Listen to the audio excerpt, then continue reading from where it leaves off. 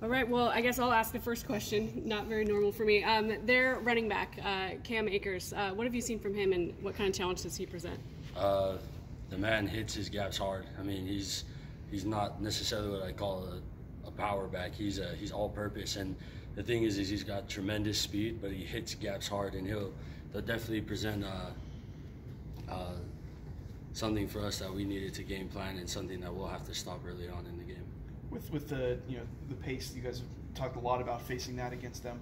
What sort of a challenge is that, and how have you guys tried to address it? Well, just like how it was against Utah State, teams that run tempo, they want to cause a lot of confusion and a lot of, I guess, to attack the weakness of being laxed on the defense in between snaps. And so for us, I think what we're trying to do is we're trying to put ourselves in a situation in practice to where we can function under high speeds. Yeah, I mean, I think Bruno or somebody mentioned two huddles and stuff like that. How have you guys tried to do it? Stuff like that, like just you're trying to keep it up. We'll have periods where we'll have two different teams, two different offenses. Go one right after another, trying to average around 10 seconds or less in between snaps to get our defense ready to pursue, come back, get set. How's that been? It's a little harder on us heavier guys, but I mean, it's nice and it's preparing for us, and we're just going to try and replicate as much as we can what we're going to get on the field. You've obviously gone against your offensive line a lot in practice, and from what I've seen, this is maybe the first time you guys ever run 5 300-pounders out there. Do you feel their size or their presence, or Yeah, most definitely. Those are we have one of the biggest O-lines I think I've faced in my entire career here at BSU. Those guys are monsters. They're technicians. They work well. I think, like you were talking with John, him, Quevedo, Ezra, and Garrett Larson, their chemistry is just so tight. Like, they're friends on and off the field, and on offensive line, that's deadly to have offensive linemen who work so well together, where they kind of know each other's tendencies and thoughts. You guys have played a lot together, so what about your chemistry working in the defensive line? How is that? Oh, it's exciting. I mean, I get to play with my best friend again, so I think that's really exciting, and I get to go out there and one thing with chemistry, it leads a lot to understanding pocket leverages, and I think for our D-line, a lot of us who have played together understand also our tendencies and our thought process going into how we rush, how we stop the run, and things like that. So. What's your friendship like with David? Oh, that's my best friend. That's my roommate. It's my cousin. So, I mean, I love that dude. That's the kind of guy I'd go out there and I'd lay it all on the line for. So. Speaking of David Moa, obviously Harsin announced yesterday the depth chart, and I think some people were kind of surprised to see that he was a starter given the injury that he's coming off of. How is he going to change the game having him out on the field? Well, one thing is that David is by far, by and by, our best pass rusher in my opinion, other than Curtis. From the interior, the guy's got a plethora of moves. He was helping me last year when he was out, understanding leverages, how a lineman lean, and that's what he brings. And then on top of that, he's heavier now, and so I mean, you'll just watch him practice, and you'll see the O-line move forward except for one, and you'll just see big 5'5" in the backfield with his long hair, and you're just like, oh my goodness, that man is going to be hectic in the game. So, what special challenges does James Blackman provide for you guys? I mean, not a great accurate passer yet, but obviously he does a lot of great things on the field. I think he's a good player. I think he's tougher than what people give him credit for. I think he's willing to stay in the pocket and take those hits. I think as a really tall, I guess lighter quarterback, you don't see that a lot.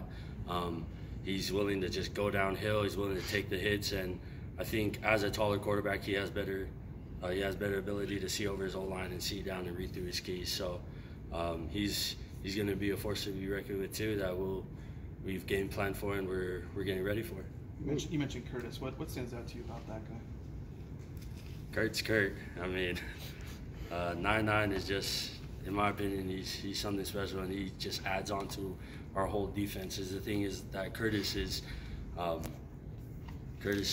phenomenal player, but he plays for us, and I think that's a big thing that a lot of guys on our defense do, is we play for each other, and Kurt adds on to that tremendously. Everyone talks about the goofiness and stuff, but every single person talks about that's how he is maybe in here, but out there he's not. Yeah, he's a goofball. I mean, he's a kid at heart, but he makes grown men look like fools out there. So I was telling him, like, Kurt, as long as it stays in here, I don't really care.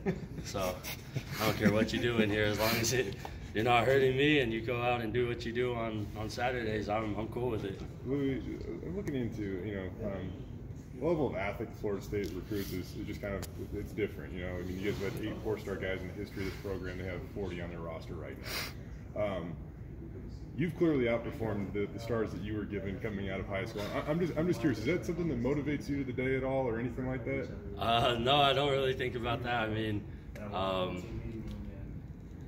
they have a lot of talent, and that's obvious to see. I mean, when we look at the depth chart, I'm just sitting there and I'm like, man, there's some big dogs, and I guess in a sense it does get me excited. I like playing against bigger O-linemen. I get excited whenever I play anyone, and I just think for these 4-star, 5-star recruits, I think it's a good test for us to see how we measure up. I mean, that's how I was going into Oregon. That's how I was going to Oklahoma State. It's different, but we attack it the same as every other week. One more, and that's one of their highly touted recruits is a true freshman starting at right guard. Oh yeah, big 5'5". What have you seen him? What have you seen out of him? And then how does experience play into a matchup like that? First and foremost, it's hard for us because we don't have a lot of film on him. For a lot of us who like to study film on who we're going against, it becomes a little difficult. But at the same time, the reps that we did see of him, he's a big kid. I mean, I think he was top 3 in the country for interior offensive lineman. And based on his high school film, kid likes to get after people, and he likes to be physical. And I think that's something that we're on the D line, we're trying to get ready for and prepare for and attack. So. Their O-line had some difficulties last year, and I'm sure you guys are well aware of that.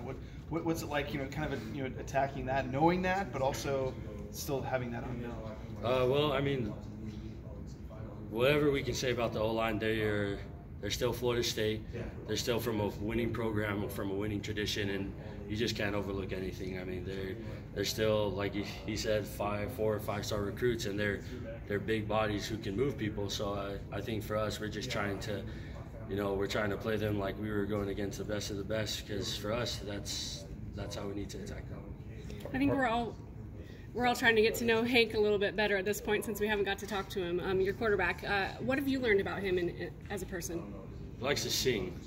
He likes to sing, which for me, that's a good thing. I mean, obviously everyone knows that I like to sing, and so there are times where I'm going through the locker room and I'll just be like, ooh, he's singing over there, and then it's Hank, and I'm like, oh, okay, you're fine, I guess, And, he doesn't have a bad voice, so that's one thing about his personal life. Thanks so much, John. I appreciate you. Yeah, thanks, man.